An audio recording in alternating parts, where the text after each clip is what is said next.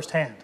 Hurricane Michael made landfall between Tyndall Air Force Base and Mexico Beach, leaving catastrophic damages in coastal and inland communities. I spoke with residents in some of the hardest hit areas, still picking up the pieces after the storm. Mexico Beach, a calm sight as Gulf waters splash along the shore. A completely different picture from October 2018, when Hurricane Michael tore through the coastal community. It's total devastation. It's all messed up, just everything destroyed everywhere. Months later, several homes completely destroyed, unlivable, being torn down. Residents forced to move, or for locals like Steve Lonigan and Tanya Ivy, face hefty damages. The roof off the porch here, all the handrail and everything, ripped the stairs off the side of the house. And then because it ripped the roof off, it peeled into the living room some and it rained in there. Kind of messed up all the floors and walls and, just pretty much got to redo the whole house. They're one of the lucky ones. A large condo building sits between the Gulf and their home, partially shielding it during the storm. You can still see like posts out on the beach. It ripped the whole house out and slammed it into that building, So if the building wasn't there, the house would have hit ours and we would have been gone. With their home damaged, but still standing, the couple began cleanup after returning from hurricane evacuations. When we got here, this whole thing was this high. I'm not trash. Trash. Everybody's house was under our house. Another major challenge was getting their home repaired.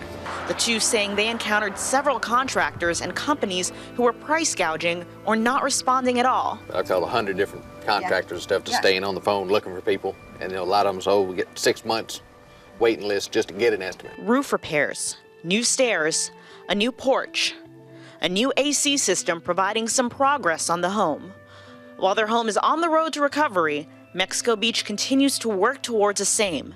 Piles of debris continue to be picked up. I'm telling how many thousands of truckloads of trash they haul off. It was just over and over and over. It took weeks to clean. You still see tons of it, just like over there. As Mexico Beach has a new normal, farther inland to Calhoun County, Michael's scar remains. Blountstown, Florida. When Michael moved inland, several trees were snapped, impacting their large timber industry. Homes heavily damaged. Marilyn Russell lived in Blountstown for 60 years.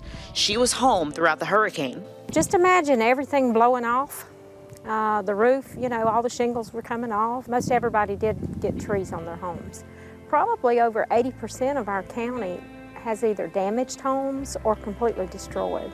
Russell working for the Calhoun County Senior Citizens Association, providing meals, personal care, and transportation services to the community. They just depend on us, so we're going to try to be here for them. Their office building facing challenges after the storm. Some of our seniors, didn't make it out of the storm, and some of them had to relocate. A lot of them that we're finding have had to relocate. Only the emergency room was open at Calhoun Liberty Hospital for months, and Blountstown Elementary School closed, a complete loss.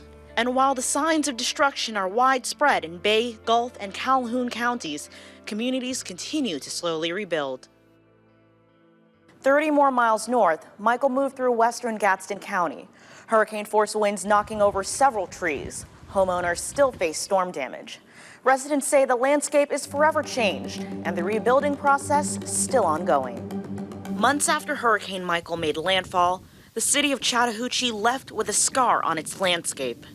Trees snapped, blue tarps on roofs, and the sound of machinery and tools. At the Chattahoochee Women's Club, the building completely closed down for repairs. Several trees fell on the roof, severely damaged by the storm. We may have electrical wiring. We are told that our stove and refrigerator may be damaged. Our antique furniture might need to be completely redone. We don't know yet exactly how bad it's really going to be. Right now, we were just trying to get the roof and the windows and the walls prepared. A task that members are taking on in addition to the storm damages at home, and the building itself not covered by insurance. It's been horrible for the Women's Club because without some financial assistance, it's going to take us years. The Women's Club served as a hub for community gatherings and fundraisers for local charities. With the club under repair, members say their only meeting places are from the generosity of local churches. Residents like Pat Griffin also witnessed the community helping each other. She rode out the storm in a neighbor's house. It was just constant for 5 or 6 hours that we felt you know, the wind around it. We didn't realize how bad it was at the time until the next morning when we got out and started looking around and saw all the trees and the debris. 3 trees fell onto her home. 2 fell on the house, 1 fell through the roof and into the ceiling. The trunk from this large uprooted tree shows a trajectory onto the roof. Flooring, ceilings, windows, you name it, we've just about had it. She says the repairs are a slow process, working with insurance on room by room at home.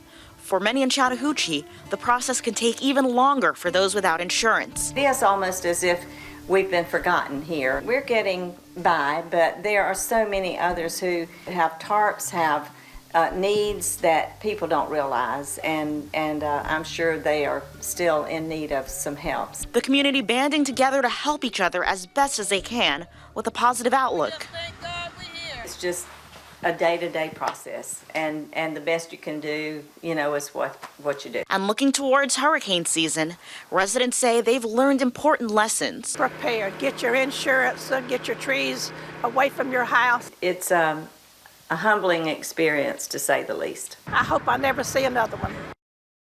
Across state lines, the wind and rain kept damaging the landscape. Charles takes us to Seminole County, Georgia, another area hit hard by Michael.